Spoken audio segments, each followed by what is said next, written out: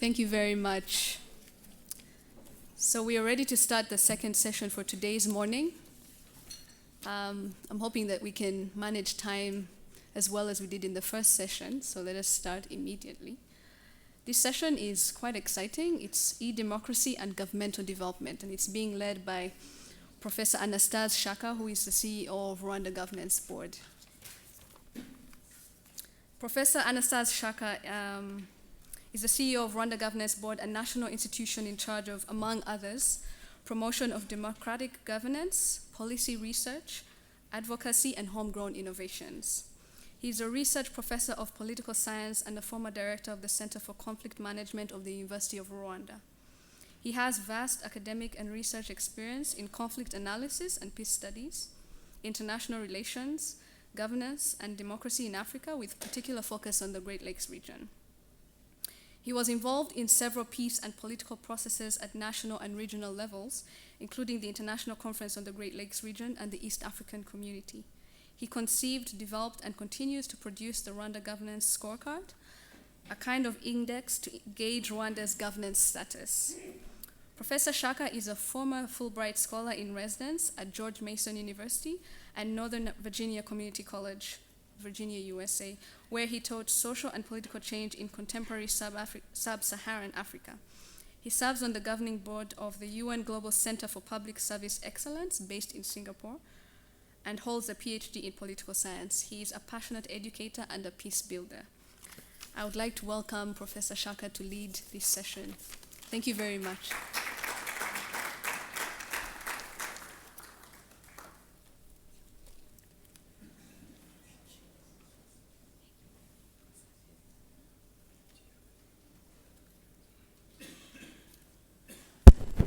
Good morning.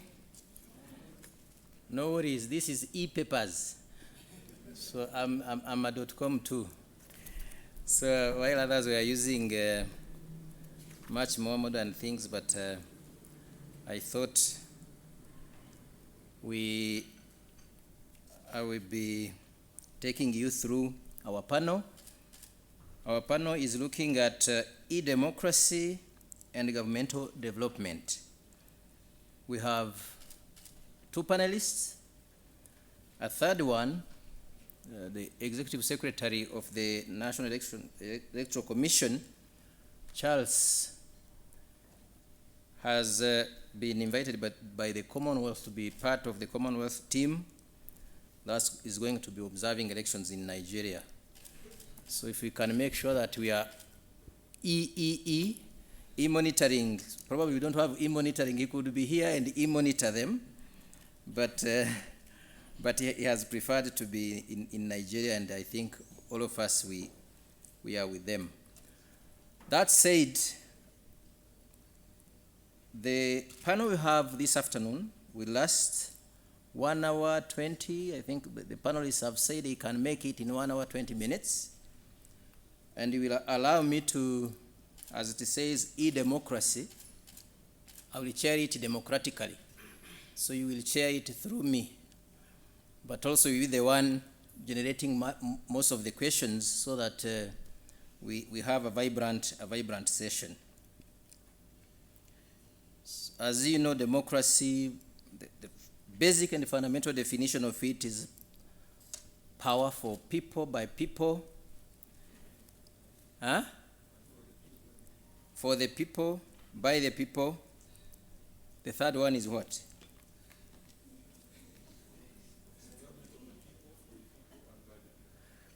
Of the people, by the people, for the people. That's very good.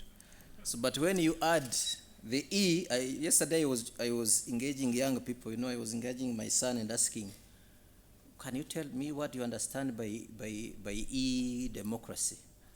And he told me, but what is democracy first? So he wanted me to tell him what was democracy first. So I told him what I thought. And he said, then what problem do you have? I have a problem with this E that comes before, and I want you to. And he said, you take what you have taken for democracy and you bring in the ICT to make you succeeding in whatever you are doing, that democratic whatever. So in other words, I understood that E is an enabler for democracy to achieve the purposes of it. Also, when with the Rwanda Governance Board, we were trying to figure out governance, but what is this governance? So we surveyed. Ken, we used your instrument to survey on a number of websites and everywhere. We found 17 different definitions of governance. So we're a little bit confused, my goodness. But happy enough, we found two things that are almost in each and every definition, though they could be different. One was about, those two things were management and advancement of the societies.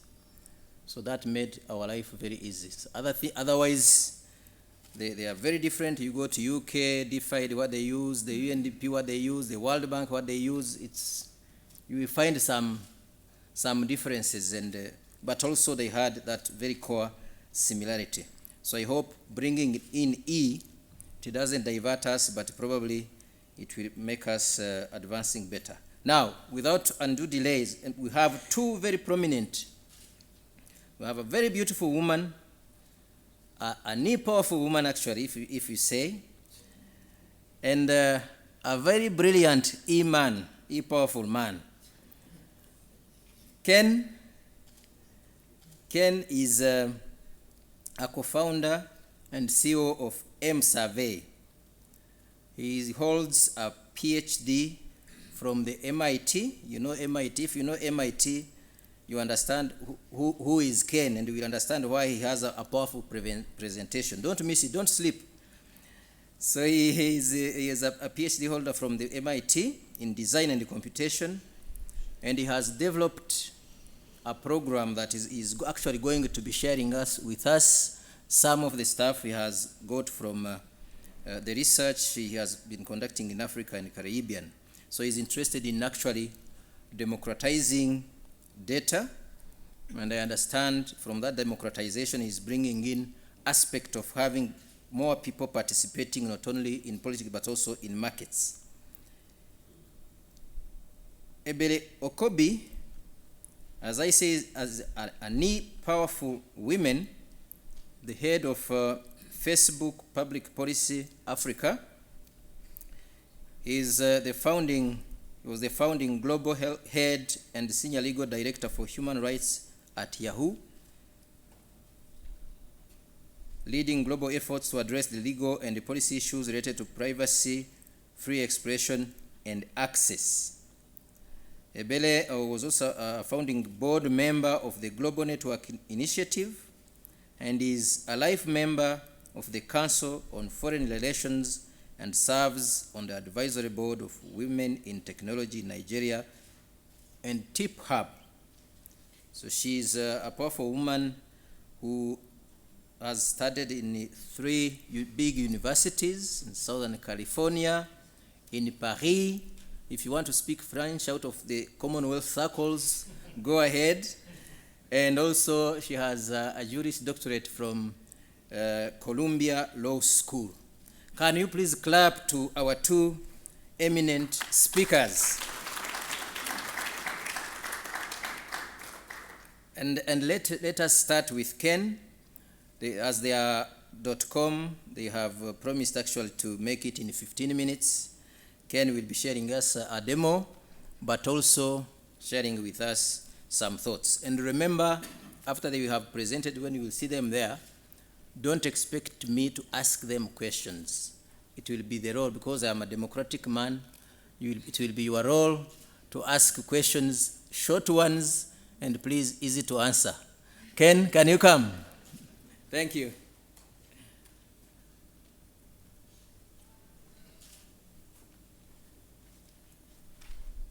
Thanks for that introduction. You set the bar so high now. You have me a bit nervous than before. Okay. So thanks for having me here today. I'm actually really happy to be on a panel with Ebele. Appreciate that. And thanks for the introduction. So just a little bit about myself. As my background, founder of Survey, and got my PhD at MIT doing this stuff. So I'm going to go in a little bit as far as what we do, and hope you guys can join this mission. We like to say that we're closing the digital divide, and specifically democratizing data across Africa. And everyone, you probably know, as far as metrics, defining metrics is very difficult, specifically because of access and knowing exactly who's giving you that information to develop those metrics. And you've probably seen this many places before, from business designs to product design to even policy. You have an intervention and you want to place it in the market with that intervention, but what happened is a disconnect between that concept and the market, right? So specifically what we are trying to do, in the sense of scaling this up, we'd like you to join us in this mission, is shrinking that input from, the how should I say, the user, or from the public, right? So, what we say, we're trying to democratize the data access, specifically to improve and inject agility into the model. And I'm just gonna go quickly and show you guys how we do it, and how hopefully that you guys can also join us in doing this, right? So I'm just gonna log in quickly, and I want this to be very interactive. And when I say interactive, you guys are gonna help me with this, right? And today, what we're gonna do, we're gonna set up a very, very brief survey, and we're gonna survey folks in Kenya. Anyone here from Kenya? Yeah? All right, so we're gonna hear what people are saying in Kenya, right? So we're gonna just call it, let's say, e-governance. Governance. And we're just gonna, let's survey 100 people, and we're gonna select the country, Kenya, and everyone that completes, we're gonna give them 50 shillings, right? So this is the fun part. You guys are gonna help me with this, with the questions. So I'm just gonna edit this quickly. I'm gonna say, have a nice day. So that's what everyone gets when they complete the survey. So I'm gonna ask two questions, right? Two questions are going to be, what is the number one priority, or what should be the number one priority? Should be the number one priority of government budget. And you guys are seeing this, yeah? Great. So I'm going to just make that multiple choice, save that. And you guys give me some choices. I'm going to say health to start with. And you can just shout them out. Go ahead. Education. Education. Great. You guys are falling into my trap. Go ahead. Military. Go ahead. Technology. And I wish I can type faster. Give me one more. Agriculture. Great. ULTURE, right? Let's leave it at that for now, because I want to get through this. So I'm going to ask another question. So what would be the biggest impact? Be the biggest impact in your community. So I'm actually looking at the national and community level, right? Community. Say again? I didn't hear that. So I'm just going to leave two questions. So one is very, very, very specific, and then one open-ended, right? So I'm going to go ahead and let's have fun. I'm going to activate that survey, and I'm going to send it to folks in Kenya. You guys ready for this? So I'm going to select that survey we just created, e-governance. I'm going to send it to about 6,000 people in Kenya. And in the back end, it's just going to randomly select 100, right? But I can actually put gender or age group or different stratification variables. But for now, we're just going to make it simple and send it to 100 people from Kenya out of 6,000, right? I'm going to invite everyone to participate, and then only 100 is going to participate. So let's go ahead and send this. And I like the anxiety that I build in the room when I'm sending this. Everyone's like, what's going to happen, right? So let's go over this. I'm going to open that quickly. Say again? No, actually I can. Let's do this. Can you guys see better now? Is that better? All right, great. All right, so let me just go over this quickly. So I send it to 100 respondents, 2 questions, and everyone that completes get and the 50 shilling incentive is just enough for them to take their phone out of their pocket and respond. Just think of you actually going into that community. It's going to cost you, right? So instead of you going to the community, you can sit here and actually get the data you need to make that decision. So let's see if anyone's responding. So refresh this quickly. And I hope my connection is fine. So let's go ahead. So as you can see currently now, you see all the questions already. So I'm going to refresh that quickly.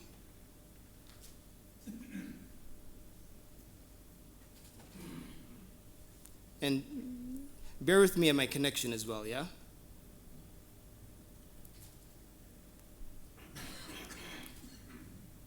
All I need is just one person to respond. You guys get the point. So now everyone is actually receiving this message on their phone to participate in the survey, right?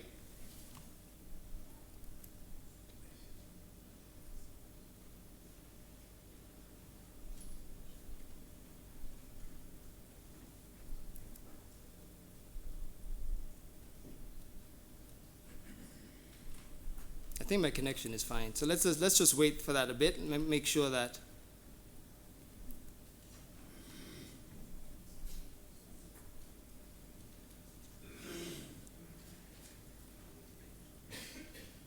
Actually, let me resend it to make sure it went out.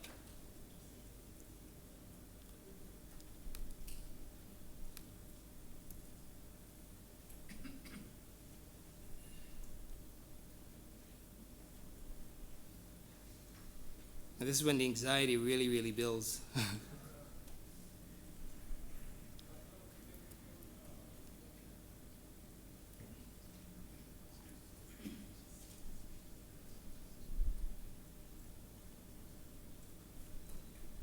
Okay, let me select the survey again, make sure it goes out. So I'm going to select that panel again. So I'm going to select that base panel, and then I'll just send it.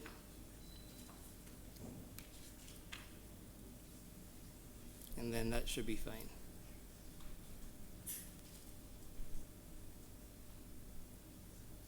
So I'm going to let that sit for a minute, and then I'm going to go and complete the presentation, and we come back and see the results. Yeah? All right? So specifically, when we talk about shrinking the digital divide, we're talking about actually understanding access and who has access. So the technology that you just saw, we actually used it in Trinidad and Tobago to conduct the first ever digital divide survey. Why we did that? To access exactly who in different pockets who have access to the internet, who have access to ICT services, so you can intervene with services that would actually impact the community. So you're not actually developing concepts that don't match with community. You're actually hearing the voice of the communities to intervene. So here was a case study, $20 million investment in Trinidad and Tobago, right? They needed to know exactly where the pockets lie of lack of access. So with survey specifically used this tool to access over 24,000 folks throughout Trinidad and Tobago to make sure that they have enough data to make that decision. When you're making a decision about $20 million, you need real-time data and high-quality data, right? In real time, you actually see we're actually breaking down head of household and even to the disability, knowing exactly who has disabilities and who need access to technology, specifically ICT. So as you can see, what I'm showing you here is actually branching throughout the survey, knowing exactly, getting the data that we need to make those decisions, right? And this is the actual disability portion of that survey. So everyone is included. Everyone, on a national level, if you have a disability, you can actually take the survey. And if you don't have a disability, you can also take the survey, right?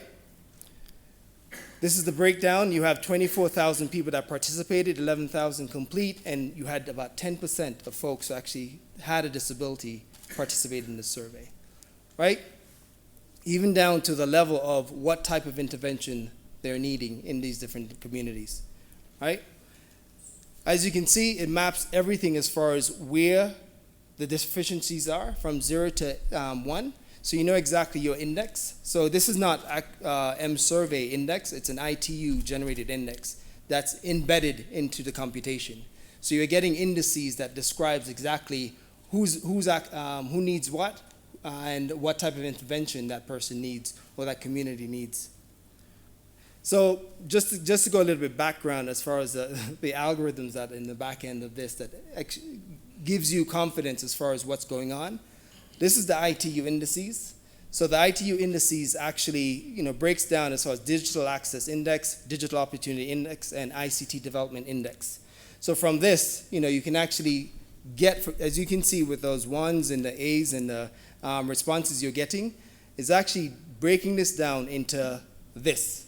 And this may be a bit, too much at this time in the morning, but this is actually in real time computing an index. So that index you can actually use to know exactly knowledge. Like knowledge meaning who uses ICT and how much of ICT do they use. So for instance, if you have an intervention, knowing that if you actually put that intervention into the community, would they have knowledge of using it? So it's not a matter of just access, it's also utilization, right? So you're actually getting that in this whole, encapsulating that within this whole digital divide survey.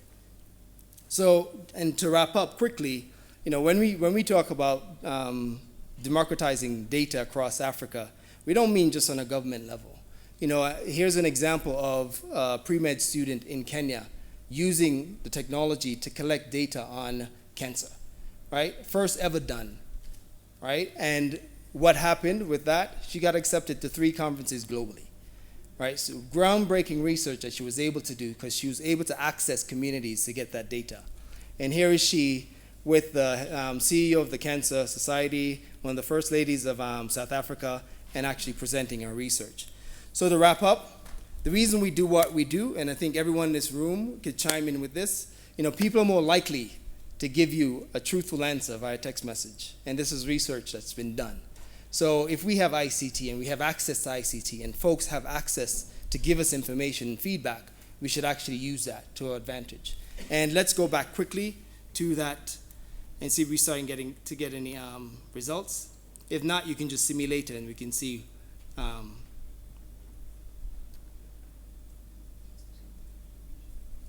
It could be my connection, and I truly apologize for that. It's probably my connection, right? But anyway, so you can actually simulate it and we can actually show you face to face once I get a better connection, right? Thank you so much. Appreciate it.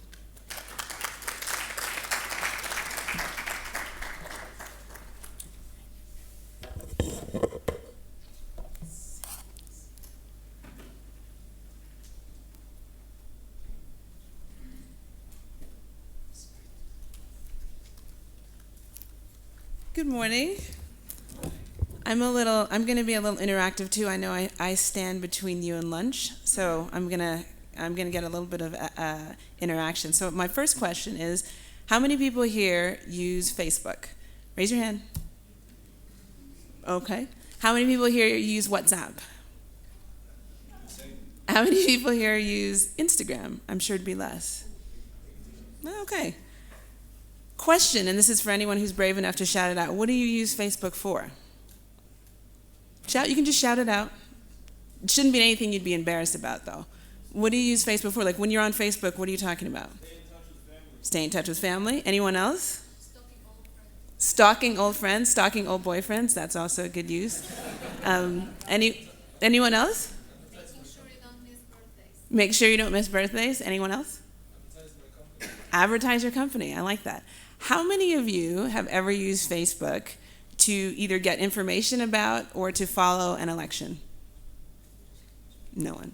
How many of you have used Facebook to connect with a ministry, a government ministry? One lone person.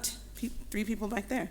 Okay, so The reason I'm asking is because this conversation is going to be all about using Facebook for politics and government. So essentially, how to use Facebook to connect citizens to causes, to connect citizens to government, and to connect citizens to campaigns. And I think it's interesting that so many of you here use Facebook, but not many people here use it for politics and government. I'm going to tell you a little bit about some of the efforts that Facebook has been doing around using Facebook for politics and government. So first of all, I'll talk about, well, why does Facebook even care about this? So Facebook's mission is to keep the world more open and connected.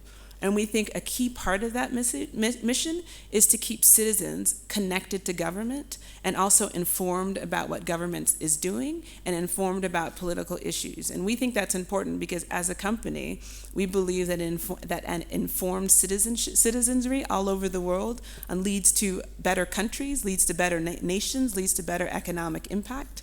And we actually think that it increases and improves peace in the world. So for us, it's a corporate objective that very much aligns with our mission as a company.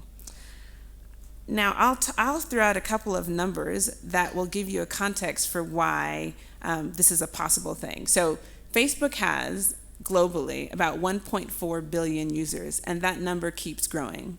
If Facebook users were a country, Facebook users would be the biggest country in the world. Across Africa, and this is the continent where the penetration is actually the lowest, there are about 100 million users, and it's growing every day. If you look at WhatsApp, it's more than double that. And if you added Instagram, I think you would see that usage of all of the Facebook sort of suites of products, including WhatsApp, Instagram, and Facebook, it's probably just under 500 million across Africa, and we're just beginning. How many times do you think your average Facebook user on a mobile phone checks their Facebook page? 14 times a day. And I know that now my excuse is that I'm working, is that I know that I check Facebook, 20, 25, 30 times a day. Why does all of that matter? With all of those people on Facebook and only growing, and with people that connected, Facebook is one of the stickiest social media platforms. When people go on Facebook, they generally spend about 20 minutes, which is a huge amount of time. And so if you think about all of those people on Facebook and WhatsApp and Instagram, and you think about all of those connections, it's actually a pretty incredible opportunity for governments and for people in government to connect with people. Because of that, Facebook has actually created a team called Politics and Government. And the Politics and Government team at Facebook is specifically focused on working directly with governments and ministries to help them optimize their usage of Facebook so they can connect directly with citizens. A couple of specific examples of how we do that and sort of where it came from. I'm curious, what do you guys think the most popular topic on Facebook would be? Like you guys talked about how you use it, babies or connecting with families. If I try to think about the most popular topic, maybe I think football, maybe Manchester United. I don't know. That is what I would imagine. I was shocked when I got to Facebook to realize that the most talked about thing on Facebook last year was the Pope, okay? And the second most popular topic globally, worldwide, was elections. People use Facebook to talk about whether or not they voted, how they voted, about particular candidates, and it was something that in the U.S., the Obama campaign figured out very, very early. If you talk to, if you talk to people who staffed Obama's campaign, they took advantage very early of the power of social media. And the reason why is because lately now, particularly with youth tend not to trust press. They tend not to trust often politicians themselves. What youth and actually more people trust, they trust their friends. If your friend says, I'm voting on this particular issue in this way, you're much more likely to engage with your friend, with that person you know, than with a newspaper. You're much more likely to engage with your friend who says, I'm voting on this particular issue because of this particular thing. And you may have an argument, you may disagree, but you're much more engaged than you are with an ad. So because of this, we created this Politics and Government team that focuses directly on elections. Again, I'm looking forward to the discussion, but I wanted to talk a little bit about some of the things that we do. So we actually do trainings. We have just started in Africa because, just to give you a little context about Facebook's business in Africa, we don't yet have an office. Facebook, so I just want to give you a comparison of other companies. So Google has 55,000 employees worldwide. Facebook has less than 7,000. On the entire continent of Africa, we have one person who works from home in Lagos, one person who works from home in Nairobi, and we're about to launch our first office on the continent in Johannesburg in July. Even with that very, very bare bone structure, again, as I said before, we have about 100 million users and growing across Africa. But we've launched this policy in government where we've worked directly with government. So our very first training was actually in Uganda, where we work with the opposition, where we train the parliament and also the opposition on how to use Facebook. One of the other things that we did is that we did trainings in Nigeria where we worked, because Nigeria is leading up to the elections. And so Nigerians have been using Facebook, again, to connect directly to causes and to connect directly with candidates. What candidates have found is that there is a direct correlation between whether or not someone talks about voting or whether or not someone talks about government on Facebook and whether or not they actually vote. The Nigerian Ministry of Power had been struggling, and are there any Nigerians here? Okay. Hello, countrymen. In Nigeria, as anybody who has heard of NEPA, or there's a classic phrase in Nigeria is NEPA cut. I mean, just because power goes out a lot, and so the Ministry of Power was really interested in how do we connect directly to voters, because we hear a lot about all of the bad things that the Ministry of Power is doing, but we'd like to be able to tell our story. So we sat down with them and talked to them about how to use Facebook to tell stories. So since the training, they've created a page that talks very specifically that talks specifically about positive stories about the Ministry of Power, but I think even more importantly, provides a platform for citizens to speak directly to the Ministry of Power. So I think the incredible thing about Facebook is that it's one-to-one. So generally when you're talking to a ministry, you have to go fill out a form, you maybe have to find the room, you have to sit in a waiting room, maybe you get seen, maybe you don't. But I think the brilliance of social media is that it's one-to-one. So that citizens can feel that they can connect very directly to governments, they can feel that they can connect very directly to ministers, and they feel like they can be heard. The one last example that I will talk about is the I voted button. This is a button that Facebook created to tell people that you voted. So whenever there's an election, and we're deploying it in Nigeria, so it's the first time it's going to be deployed in any African country. So as of March 27th, assuming the election holds on the 28th, if you're a Nigerian citizen, it will pop up into your newsfeed the option of clicking I voted and sharing and telling your friends that you voted. And the reason we created this tool is because we've actually found that people who share that they voted are much more likely to influence other people to vote.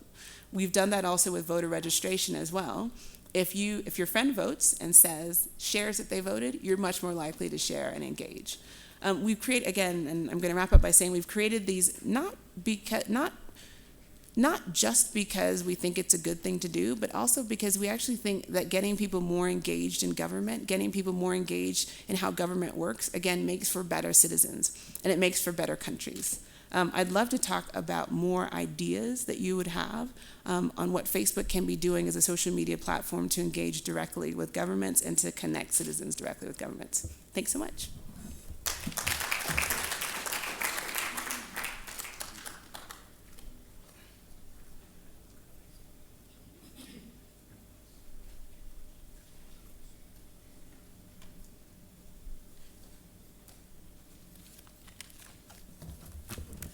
Thank you very much, Dr. Ken and Ebele. May I, before we open up the discussions, since we don't have Charles here, I know Charles is irreplaceable, but I'm looking at some figures here. I see some people from NIDA and from Minalok. And I'm sure the National Electoral Commission had something to share with us when it comes Deje Rugamba or Deje Nyamurinda. I wanted you to share some of the ideas you think. You can read, you can e-read Charles what he wanted to say, probably what are the e-solutions we have and we are using in our democratic processes and our electoral process. I see, yes, Pascal. Pascal is the Director General of the National Institute of Data, National Identity and Identity Agency, National ID Agency. Micro.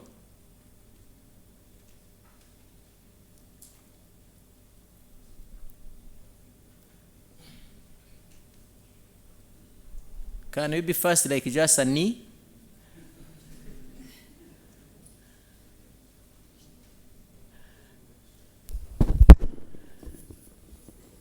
I always knew that women can be faster than men. At least. So, Pascal Nyamurinda, please share with us the thoughts on. Thank you, Professor. I will not, of course, replace Charles as the Executive Secretary of the National Electoral Commission, but just to give some ideas and developments which have been taking place here in Rwanda in regard with the automation of the electoral system. There are mainly three developments. One is that for the governance and authentication of voters, national identification agencies are working very closely with the National Electoral Commission for online authentication. Commission has put in place a system, an interface with the national ID to uniquely authenticate the voters.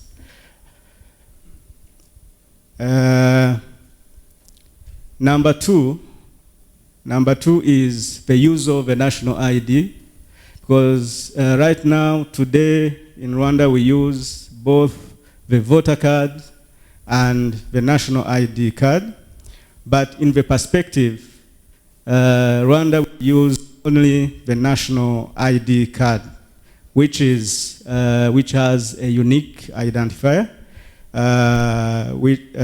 based on the collection of the biometric data. The third is that when a voter wants to vote or to change the address, he will check online. He will check online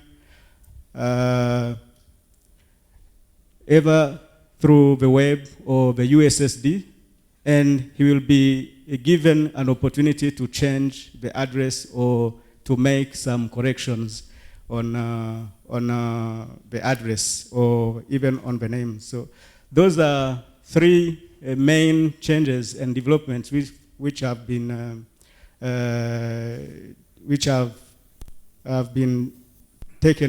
which took place for the last few years. And the NEC, the National Electoral Commission, and the National ID are working on other developments to continue developing the modernization or the authentication of the national electoral system. Thank you. Thank you very much, Pascal. Deja, you want also to add something? Yes, sir. Go ahead. 2 minutes. Thank you so much, Chair. By the names of Director General in charge, Minister of Local Government.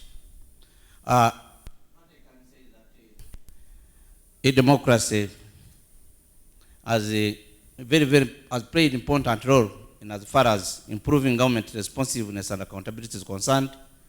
We have seen increased civic engagement and the online voter registration here in Rwanda.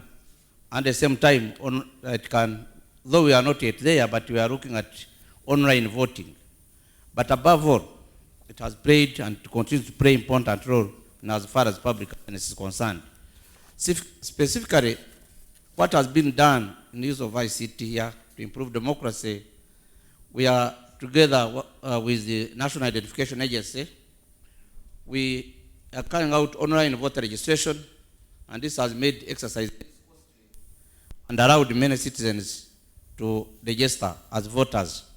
We are now at around 98% participation in the various elections you have here in the country. For example, we have got the presidential elections, the parliamentary elections, both the lower chamber and the upper chamber. We have got local government elections and elections of specific groups. Here I mean women, youth, and people with disabilities mainly. So this has really played an important role. Again, our current electoral law is being reviewed to provide the online voting and electoral campaigns. So when it comes to e-campaigning, then that will be an important step in as far as democracy is concerned. So another area that, together with the NIDA, we already know the number of, the people that will be involved in various elections. We've got local government elections early 2016, and as of now, working together with NIDA, we know who is going to vote. And therefore, this helps us in the preparation of the elections, including the election materials. We already know from the data that the number of people that we elect, they will be involved in presidential elections in 2017. And therefore, this helps us to prepare, especially the awareness campaigns, civic education, and other electoral materials. So, briefly, I can say that the ICT is playing a very, very important role, especially when it comes to public awareness, to civic engagement, and to ease cost of doing business, but most importantly, on transparency and accountability, because with the unique identifier of the ID number, connecting it to the electoral list or a voter list, then this improves on the transparency and reduces on the cases of fraud and promotes fairness as far as election is concerned. Thank you, Chair. Thank you very much, Pascal and Rugamba, to have at least shed lights on how Rwanda and Rwanda's electoral system uses ICT to promote both democracy but also to facilitate quality service delivery in that area to our citizens. Now it's time to call upon my friends Ebele and Ken to the stage. And now you belong to the people in the room. They will be asking nice questions, digestible questions, and e-questions.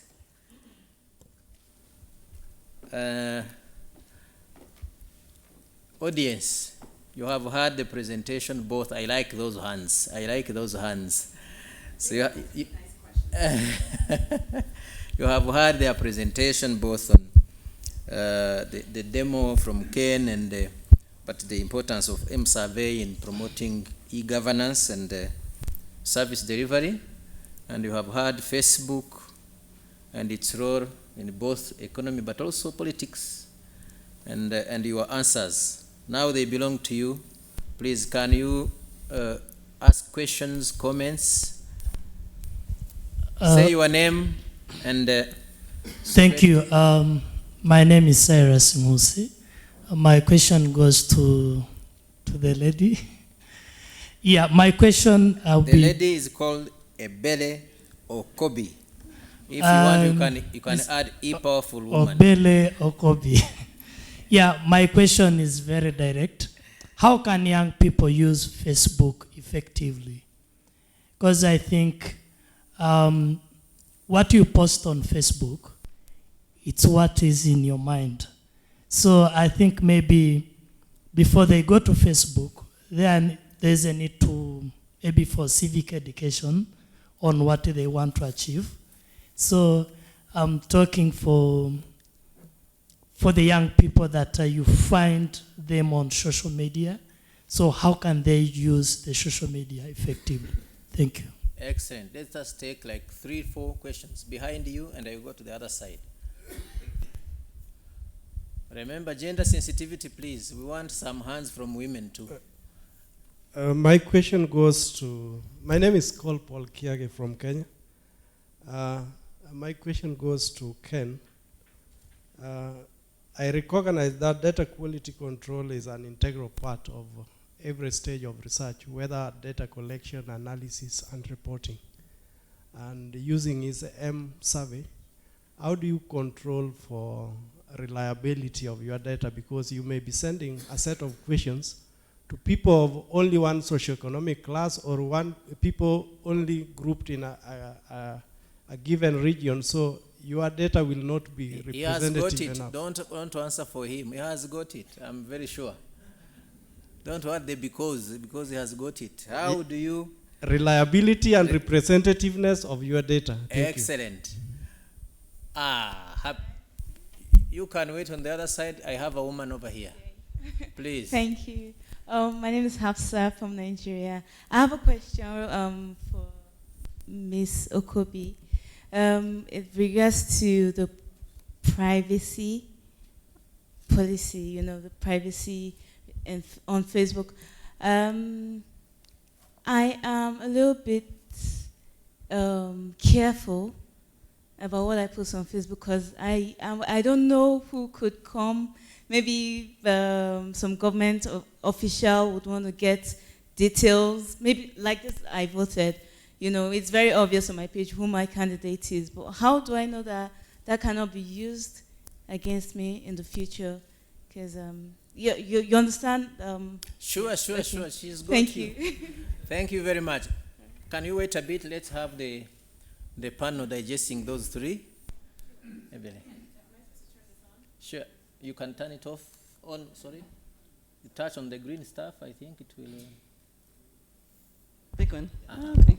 Okay, so the first question was how should young people use Facebook? It's actually a very timely question. One of the meetings I'm having here today with your Minister of ICT and also with the Office of the Presidency is specifically on child online protection. So child online protection is a huge part of what Facebook, because we see that as our responsibility. We know we're a social platform. We know we know people, between 13 and 18 use it, and we know that people in that age range often cannot have the best judgment about the type of things they post. And I actually have a brochure here. We have a whole series called Think Before You Post, a whole series on training kids and teens how to use it. In different countries, we go to school systems, we train the trainers, we talk to the ICT ministries, and part of my role is going to different countries throughout sub-Saharan Africa and working with governments and working with NGOs on making sure that we socialize that information. So in Rwanda, today is sort of the beginning of that conversation. Facebook also funds, there's an organization called ACOPEA, so it's African Child Online Protection. Facebook is at this point, the only corporate funder of that NGO, and that's the only African NGO that focuses on child online protection. We would love to see more companies get more involved, and I think one of the big keys, we'd also like to see more specific research in Africa. Most of the conversations about child online protection have data that's not from countries in Africa. It's usually from Europe, it's usually from the US. So what we would love to do is to partner with governments across sub-Saharan Africa to get data, and then also to have context-specific trainings for kids. And it's not just teenagers, because even adults struggle with sort of appropriate Facebook etiquette. So I think we see it as our role to help with that. And then since I'm talking, I'll just answer the second question. I think it's connected to the second question, which is privacy policies. I think you should be careful about what you post on Facebook. And I think what Facebook does is we give users the choice to determine how you engage with the platform. So you have control. I think that Facebook learned a lot of difficult lessons, I would say, when we first started, about how you manage the fact that there are some people who want to share everything with people who don't necessarily want to share everything. So our philosophy and our policy now is to give you control over what you share. In terms of the government, to the extent that you're concerned about what you post publicly, so you control who sees what. So you can post something, and it can be something that's visible only to your mom. You can say, I want this post to only go to this friend. You can say, I want this post to only be visible to my friend, this particular group. So you have a huge amount of control. if the question is about the information that Facebook shares with governments, so Facebook doesn't voluntarily share information with governments. What happens is, as a result, but we are subject to the laws. I don't think, so my conversation here is actually informed by my previous job. At Yahoo, I headed privacy. So I was head of human rights, and so my whole job was about privacy and free expression and how to manage the relationships between governments when it came to human rights. So it's something I'm passionate about and very sensitive to. And so the question about what we share with governments, so as a company, we're subject to the law. I don't think any government would want us to say that we operate outside of the law. And as a human rights issue, I don't think you want a company to say that they're above the law. So we will respond to requests, so to particular requests for data. And you can tell me if this is too much detail, but specifically, for user information, so for information that just says, like, this is the email address that was made to open the account, if a government gives a valid data request that's valid in their country, we will respond to that. If it's valid and it's like a subpoena, whatever it's relevant in that particular country. Where it gets trickier is the contents of your Facebook page. So for those requests, we will only respond in the US because we're subject to US law, and then to Ireland because outside of the US, we have an Irish data controller. So if, for example, Uganda comes to us and says, we would like information on, we want the entire Facebook contents of this particular person because this particular person, protested against the government, what we would say is that you have to go through the Mutual Legal Assistance Treaty, so you have to go through Ireland, and if in Ireland, whatever it is you're complaining about is crime, that's fine.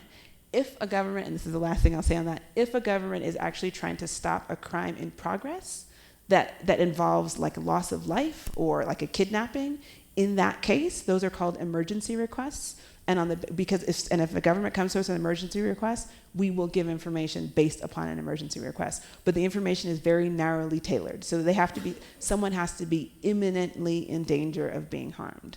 Does that answer your question? Too much information? Okay. Wow, so powerful. Dr. Ken, reliability and representativity of data.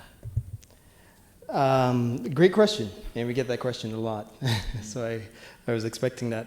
I think, as we all know, I think mobile is a great way to get representation and representativeness, specifically in African countries.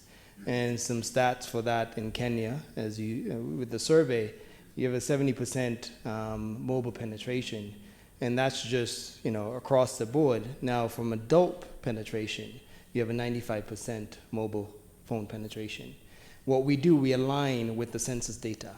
So for instance, we're capturing socioeconomic background, location, gender, all these demographics to make sure you're getting a statistically sound sample. So it's not just, yes, you're seeing a really great, smooth way of creating a survey, but in the back of that, you're actually getting a way of actually getting precise data to meet your needs. And we're capturing, as mobile. I mean, we're capturing in very rural areas. I mean, some of the folks that you will never get data from to begin with, you're capturing those as well. So what we like to say, we're reaching populations that never had a voice before, right? And I think that is, the impact that we're driving. Thank you very much, both Ebele and Ken. Now come back to that side. I hope we will be gender sensitive as this one. Thank you, Chair. I'd like to direct my question to Ms. Ebele, and appreciate that her presentation was very statistically rich, and my question is going to be more about figures and numbers. You talked about 20 minutes of which an adult or Facebook user spends on average in a day. Given that there are other factors which government relies on to make informed decisions other than information, to be able to influence society and reach the citizens, other factors like, finance, human resource, natural resources, capital, and everything. Given the 20 minutes someone spends on Facebook in a day, How do you rate that in terms of government making decisions as one of the components that government relies on to make informed decisions and do what it has to do? To me, 20 minutes seems to be too much, and it looks like Facebook could be taking away a lot of valuable time someone needs to be able to be productive. Thank you. Thank you. Next, let's take from behind. My name is Emeka Nama, Nigerian Communications Commission. My question goes to Ebele. Please, why do you prefer locating your company in South Africa rather than Nigeria, considering that Nigeria has huge population and market in Africa? Thank you. Haha. Is that one a statistical question? Okay, let's come at the forefront here. We still have like 25 minutes. The more you go short, the more questions we'll get, right? Yeah, thank you. My name is Peter from Cameroon. I have one question and a comment. The first question has to do with the secret ballot. How do you assure, the question actually is directed to the person who presented something on digital elections or something. I want to find, how do you assure that the vote is secret? It's a secret vote. That's one. The second question, really actually it's a comment and it's addressed to the man or the woman? Yeah, to the man. Yeah, it's to Ken. Thank you very much for the presentation. Hopefully we should network after during dinner for how you can do that in Cameroon. Now I have a question for Ebele. I am actually in another capacity as the national focal point for child online protection in Cameroon. And I had the first challenge from my 8-year-old daughter. She logged into Facebook, I don't know her, and created an account. Later on, I asked her how she did it. She told me all she needed to do was to change her age, and that was it. And all of a sudden, I've been using rather like brute force methods to stop her from getting to Facebook, but that's it. Do you have a better way to make sure that children authenticate themselves in a more precise manner before they can get to Facebook? Starting with my daughter. Thank you very much. Thank you. I think there is a last question over there, and I have another one here. Fourth questions. Thank you very much. Bob Ochieng from Kenya. Two quick questions for Ebele. One is on data privacy. If I want to be forgotten, I'm sure this is a case we've had with Google in the past. If I had information that I posted on Facebook and no longer want it to be there, is that possible? Secondly is, following a friend from Cameroon, how can the youth use Facebook as a platform to make business? I mean, the other way around. Business opportunity for the youth. Thank you. Thank you very much. There was a lady over there. Let's make the set of questions a little bit gender sensitive. It will be 20% of representation, but it's okay.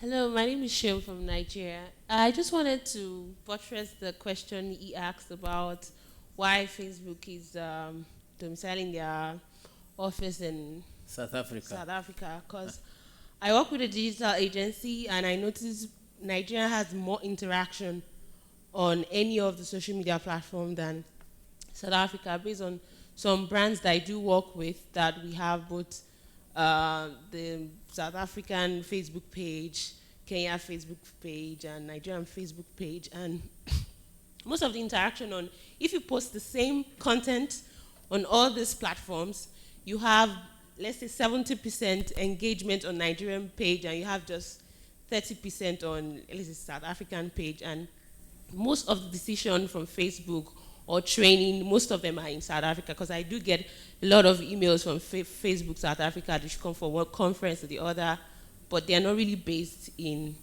Nigeria. That's one of one of my questions. Then another thing I've noticed in Facebook for Nigeria, it's the percentage of people that really engage are basically in Lagos. You find like maybe 60–70% are in Lagos, some in Abuja, some in Port Harcourt. Then the other states in Nigeria is like trickles. What are you guys doing to actually ensure more Nigerians in other states come on Facebook? Because we can't use just people in Lagos to judge opinions of Nigeria based on e-governance or whatever we want to talk about. Thank you very much. I think we can, though more questions were, just wait a moment. I think Ebele will make it in short time, and then we'll come to Ken. Okay. So the first question was that Facebook takes up valuable time, and so there's the concern is that if you're in government, shouldn't people be doing something else? I mean, I think I would say, as a person in government, there's a ton of things that people are doing that you may not agree with how they spend their time, right? I would say, and this is why I'm very passionate about governments making more use of Facebook. Since people are already on Facebook, people are using it to connect with people and friends and people they care about. I think it's imperative that government get on Facebook too. If people are there, and that's where it's like, I think of Facebook as the public square. The same way in villages, people go out and they sit outside and they gist in the village, it's the same thing. So if people are already speaking there, go there too, and send your message there. I mean, I think it's something that's been done very well by politicians in some countries, and one of my roles is to try and encourage politicians to do that in Africa, across Africa as well. The question about why are we not in Nigeria, as you can imagine, those of you who hear my name know that that's something that I'm personally passionate about. If it's any consolation, our very first employee was in Nigeria. So Ngozi Dozie, she works for Facebook from Nigeria, and she's been there for, I think, a year and a half. Having said that, the rationale behind South Africa is that Facebook makes money through selling advertising. The digital consumer market, despite the fact that I agree with you, Nigeria has huge potential given the size of the population, the sophistication of users in Nigeria and across the diaspora. There's huge potential there. But for right now, the digital consumer market, so the brands, the money is in South Africa, is much more in South Africa. So even though people in Nigeria are much more engaged with Facebook than South Africans, brands are spending much more in South Africa than they are in Nigeria. Right now. So right now, if you look at what Facebook's revenue are, the revenue in South Africa dwarfs the revenue in Nigeria. Now again, this is not something I necessarily agree with, and I think different companies can do it in different ways, but Facebook is a very lean company. As I said before, we have less than 7,000 employees around the world, and so we made a decision not to go broad, but to sort of start where we could prove the market. Again, you can imagine I have different opinions. In terms of how to get children to authenticate, I think you've hit upon, it's something that we are concerned about. I mean, I'll say as a mother, I have 4 children, so it's something that I care about myself, for my family, and for my children. But you can imagine if it's difficult for a parent to control their child in their own home, it would be difficult for Facebook to control 1.4 billion children around the world. We've thought about how people authenticate themselves, and if you think about it, it's very difficult. Most children don't have IDs, right? I mean, they're children. So it'd be very difficult. How would you figure out an authentication system that, and the age for Facebook is 13, so it's not like it's 18 or 21. So your most 13-year-olds or 14-year-olds aren't necessarily going to have IDs, and even if they did, would you really want to be collecting children's IDs? So it's been and then even if you did, what kind of system? So we have thought about it, and we continue to think about it, and to the extent that you have ideas, we'd love to hear about it. Again, as you can imagine, it's something that concerns us, but again, as a parent myself, it's difficult to control your children in your own home, so it's hard to think about how a company from abroad would control the usage. But I'm, again, particularly since your interest and point of expertise is child online protection, that's something I'm very passionate about, and I would love to connect with you, because I'm trying to get a sort of a regional and an in-country conversation about child online protection started in all the countries I cover. So I'd love to connect with you on that. Can I take down so if you've posted something on Facebook and you regret it, can you take it down? Yes, you can take down everything in your account. The only thing is, if someone really loved your post and shared it with other people, so say you posted something and then someone else said, that's amazing, and then they they downloaded your picture and posted it, you now have no control over it. So I would say think very carefully before you post whatever it is you post on Facebook, and think about who you're posting it to. Facebook for Business, that is also a focus. So we have a whole program at Facebook that's Facebook SMB, Facebook for Small Business. We are starting, again, in the same way we are with politics and government throughout particular African countries. Right now, I would say, again, with a small team, we have to be focused. So the countries of focus are Nigeria, Kenya, and South Africa, but we're being very opportunistic. So to the extent that if there's a country here that wants a small medium business program for us to come in and do a training on how to use Facebook for small businesses, let me know, and I can figure out how to get myself or someone there. I had another question about Nigeria, I think I would give the same answer. I'm with you, sure. We're pushing. And then the last question was, how do we get more, I can't read my writing. I don't remember the last question. How do we get more Nigerians? Oh, how do we get more Nigerians? I mean, I think it's an iterative thing. I think generally with social media in general, like in any city, like in the UK, it starts off in London, and in the US, it starts on the big cities, and as more and more people use it. I think there's also another conversation we can have about access and connectivity. So if there's much more connectivity in big cities, it's much more likely to be used. I don't want to take up too much time, but we have a whole program around connectivity called internet.org, which I can talk to you about later, which is all about expanding access. I mean, we're Facebook, so of course, it's focused on Facebook, but we are not. Our focus is on getting people connected to the internet in general. And so we are doing deals with operators in different countries to offer access to Facebook for free, but also access to local or free basic services. So I'm happy to talk to you about that, because I agree with you that access is an important issue, and I would say for Facebook, it's going to be our signature issue. So that is the issue where we want to make a mark in the world. Thank you very much. Ken, do you have anything on this session? Or we ask for, especially if it is for Ken? No, I actually just want to update you guys on the survey that we sent out. 54% said health, 22% said education, 22% said agriculture, and some of the issues that they want to see within the community is, it's interesting, building a juice squeezing plant, the health working nation, better roads, and death rate will be reduced, and reduction of hunger. So these are some of the feedback that we're getting live as I look. Yeah. Thank you very much. So I will take two other questions, very short. We have only 5 minutes, very precious. Go ahead, and we come in front here. Okay, so I have a question for Ken. How do you ascertain the credibility of the responses?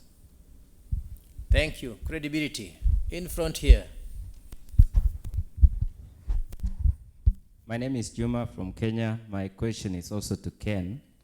Are you able to localize the question so that you can ask a question within a specific geographic area? And how do you access your data? Thank you. Thank you very much. Those two are quite enough. We have been very democratic. There might be some burning issue using my democratic power here. Professor Tim, do you have something burning for this? But my sister next to you might have. None. So you have won the confidence of the whole audience. No burning issues, all is clear, but there are those two concerns, Dr. Ken, if you can handle them. Sure. Credibility, I mean, there's so many different things we built into our technology, specifically credibility, and this comes into some of the companies we work with, like Harvard, who are doing health research. Privacy, security, credibility, it's a big thing. Obviously, that's an inherent problem with any research methodology, from paper and pen to tablets to mSurvey. But what we've done in the sense of building that credibility is you're connecting directly with that person giving you that response, right? So there's no intermediary person to get that data. So we've known, I mean, from our own algorithms in the back end of our technology, we've actually have ways of actually weeding out folks who are just taking the survey just for taking the survey purposes. And we put them as far as, there's an outlier bucket, and it's 0.1%, right? So it also correlates with the research that I've shown you earlier by University of Michigan, who's actually state that you're getting a high truthful response via text message, right? So we built in tools to make sure that we're getting high credibility, privacy, and security. And then from a localization perspective, it's very important for us to have a distribution. And as you can see in the example that I gave you for, let's just say Trinidad and Tobago, we had to have down to the community. And in the sense that obviously we work with, we connect directly to telcos, right? So there's no middleman per se. So there are two ways we do this. Obviously, it's based on regulations. We can actually tap into the location information from the towers. So you triangulate that to get the location, but still that does not give you an accurate description of that person, where that person is from. Because that person could be completing that survey, but they are completing that survey in Nairobi, but they're from Kisumu, right? We actually ask. Once you ask and build that information, you have that location database that you can tap into. So now you can specifically ask folks in Kisumu what they think about an issue, folks in Nairobi what they think about an issue. And the good thing, I know I have the survey hat on a bit, but the good thing about this is actually you can follow up, right? So for instance, you're getting data now. If you want to validate that data in 2 days, right, you can ask, and then this is it's a way of survey methodology. You can ask the same questions, but rephrase differently, then correlate the data to make sure you're getting a truthful response. And because of the ease of doing it, it actually gets you higher quality data. So I'm hoping I'm answering your questions clearly. Thank you very much, Dr. Ken. Dr. Bennett, do you have any concluding remarks? We are getting closer to... I did want to talk about the business question just really quickly. We did a small business roundtable in Nairobi 2 weeks ago, and I thought it was very interesting. I think that some of the conversations about business in Africa are about being able to connect to market. So sort of intracontinental trade is a critical opportunity, and there are a lot of infrastructure issues that prevent it. And I think that it's interesting to think about social media, and not just Facebook. I represent Facebook, but there are plenty of, Twitter's a platform to think about the ways that you can save on marketing costs by going to where people already are. So we had a Kenyan business that said that they grew their business by 750% just by opening up a Facebook page, because they were able to connect. The type of targeting that you can do with Facebook for very minimal amounts of money, you can target people who have particular interests, you can target people who have already said they like particular things. And I think for a small business, particularly for young people who don't have a huge amount of capital, there's a real opportunity. And again, I work for Facebook, so that's the platform I know. But there's opportunity, I would say, with many, many other social platforms. And I think countries in Africa are best poised to take advantage of them. Thank you very much. We have had a very vibrant, good, short but good session on e-democracy and governmental development. I want to thank Dr. Ebele Okobi and Dr. Ken for giving us. You want to have something? Please go ahead. And I know you guys didn't get to see the data on the big screen. You're much more than welcome to have an intimate conversation on my iPad and see the live data coming in. So please feel free to come and bug me.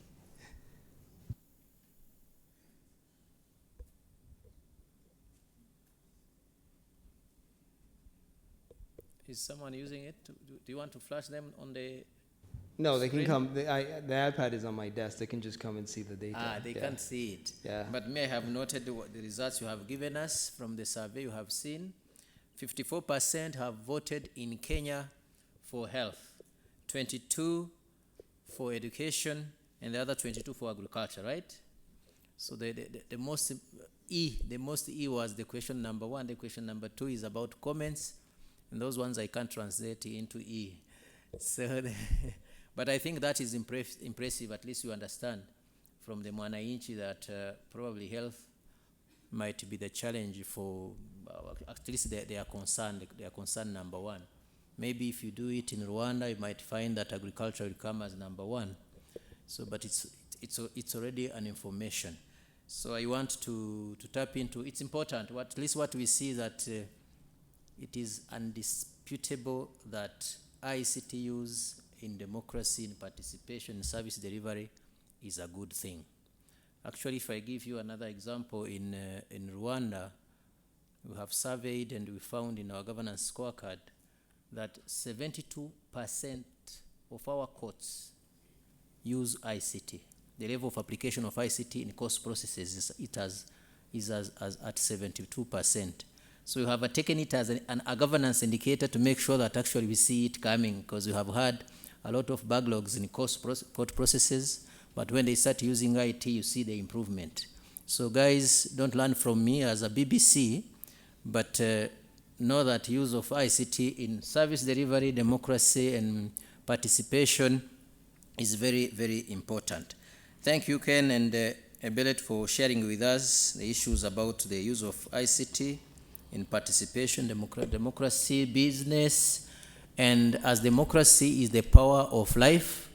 Ebele wants to speak, and I can stop from No, here. I actually have a very frivolous thing that for Yes. Facebook is very serious. Yes. Would anyone mind if Ken and I walked here so I could take a selfie of us and everyone else? Facebook selfies are very serious. May I take a selfie of the crowd? Yes. Okay. Agreed.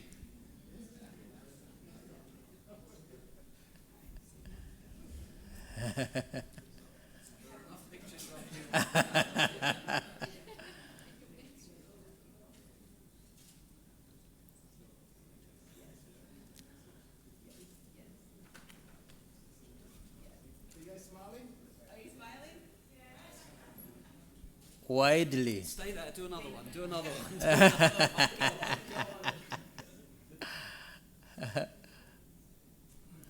I hope you can get Professor also taking a picture. That will be excellent. Thank you very much. A round of applause for both Ken and Dr. Ebele. And I want to thank all of you for a lively, democratic, and participatory session. I hope no one is going to come here to give you some much more trouble. And on behalf of Ebele and Ken, I thank you because all the questions you have answered or you have asked were answerable. So that's also democracy. You didn't complicate life. You have properly managed the society, including the presenters.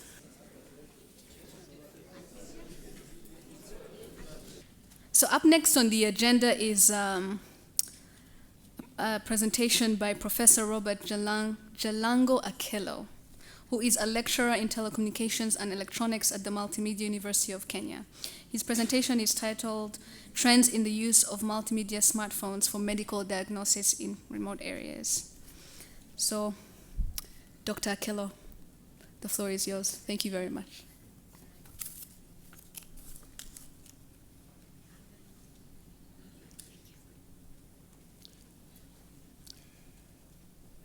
Good afternoon. Good afternoon. Good afternoon. I'm the only one going to talk about health, and I hope that our health break was healthy. And there's been a lot of talk. There's been a lot of talk about the e-governance or e-government. I'd like to shift slightly to touch on a topic which has not been mentioned here, and that is mHealth. My name's Robert Jalango Akello. I was born in 1946, 21st of April. So I'm just about 70 years old. The youngest man probably, I think I'm the youngest in this particular room. I'm also very digital, yet analog, because life is analog. So my bio is simple. I'm a lecturer at Multimedia University of Kenya. I've lectured since 1971 in telecommunication and electronics. I did my master's degree in Moscow Institute of Telecommunications. Then I went for my PhD in Bangor, Wales, UK, in 1977. Then I joined the University of Nairobi, 77, after doing part-timing from 71. Worked at the Kenya Polytechnic also for a short while to go and train the lecturers who are going to teach at the Kenya Institute of Mass Communication. Now I'm at Multimedia University of Kenya. A very interesting place with a long history from 1948. The history of the institution goes as far back as 48 after the Second World War, when the military men, especially the Air Force people, came from the war. They came to Kenya to start training technicians in telecommunications, and that was called the Central Training School in Mbagathi. So let me be near the microphone because it's a short microphone and I'm told I'm tall. So that institution has a long history in East Africa, and most of the people who did telecommunications and electronics at that time have headed many telecommunications institutions in East Africa. So it has grown to become a university. And that's where I am. And that's where I'll wind up. So mHealth. I think we start with ourselves. When you move, because M is mobile, when we move like I did dance last night, I thought I was in the arena of mHealth. I was trying to increase my wellness by dancing, and I enjoy dancing, I enjoy music, because I teach electroacoustics, and I make sure that I hear and act. So I hope that, as I said this morning, we will talk and walk the talk. Now, I'll go through some demographic figures in my presentation, because a professor of mathematics said that we teach integral differential calculus to our children, not knowing that statistics plays a very big role, especially in planning. So those of us who are in the area of planning, especially in the area of mHealth, have to go into the statistics of especially demographic statistics. I mentioned also that let's not lose hope. The graphs that we saw that Africa is lagging does not mean that we cannot be at one time a world power. I am very confident, especially for the youth, that Africa is going to jump. Just like all the empires come and go, Africa will have its own time. And it depends on the younger people. And especially so because, I say this especially so because demographic figures that we'll see show that the death rate in Africa is the highest. In other words, our life goes up to about 40. If you reach 70 like me, you get a bonus. But that is not it. Wellness is a big issue, so that when we address mHealth, we should think especially about the youth. Now, governance relates to management. Who do we manage? I make an emphasis on managing people, because people grow knowledge, and with knowledge you will manage all the other resources. So for planning, we need to, as I mentioned, look at the statistics. So the human capital is very important, especially the youth, and therefore we must care jealously for the youth especially, and plan for their future. So let's look at some demographic figures. This is the curve which shows the global picture of the world population. And one sees that the trend in the year 2025 is going to, that's the line where you see the break, is going to either exponentially grow, especially in Africa where our birth rate is very high, or it might decline depending on how we look after our youth. If we look after our youth, that green curve will not go down. We will have an exponential growth. The more we are, the better. And I'm saying that deliberately because if you go to the actual figures, see where China is, 1.4 billion, 1.45 billion people. In 2025, now they're about 2008 they were 1.3. And look at Africa. We're going to be 1.365 billion. in 2025, which means that we are going to be close to China. And if you see what China is doing today, that qualifies my first statement that when China was not known at that time, in the 70s, today China is a threat to many of the developed countries. Because of the demography, I do believe that we need to look at that figure jealously, 1.365, so that the curve that I showed is looked after. Most of these people in Africa live in the rural areas, in the villages. I'm a villager myself.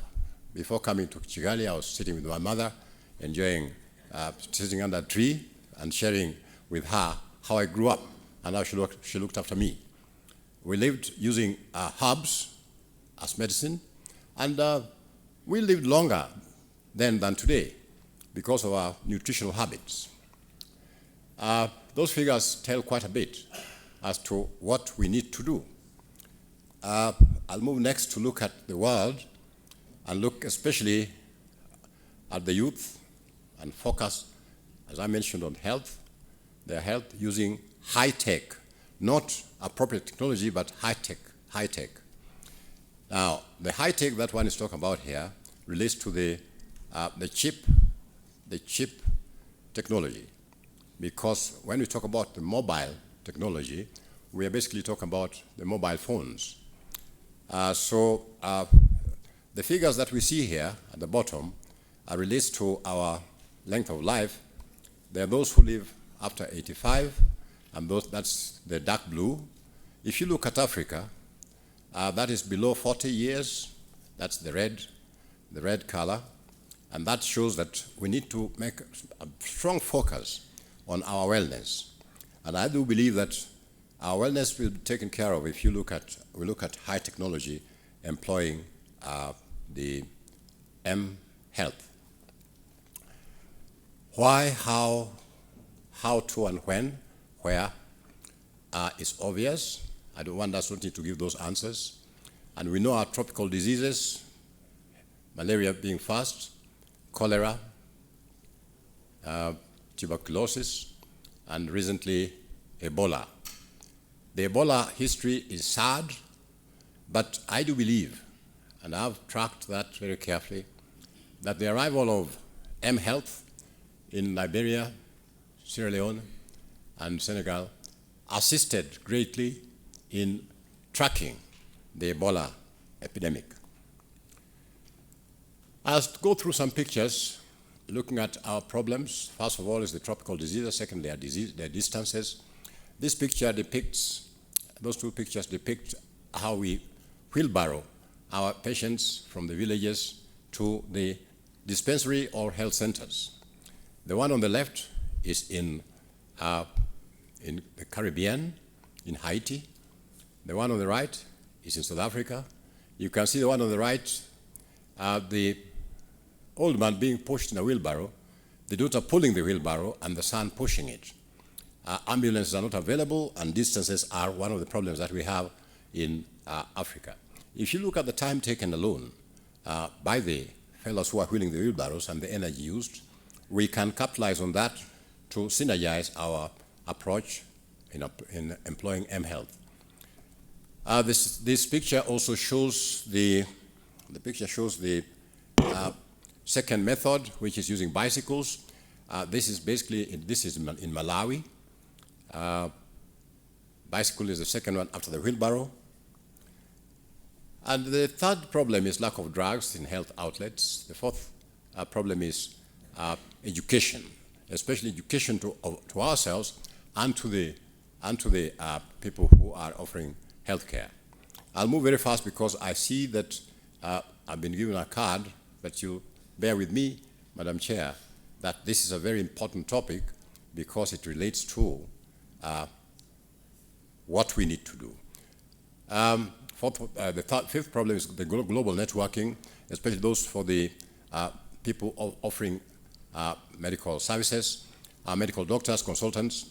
We spend a lot of money taking our patients to India, to Europe, to America for treatment. And we can do that, especially when you look at the theaters, the operation theaters, Today, the modern technology is available through video conferencing. The consultants can consult across the oceans and get the right approach. The sixth problem is to do with the breakdown and calibration of equipment.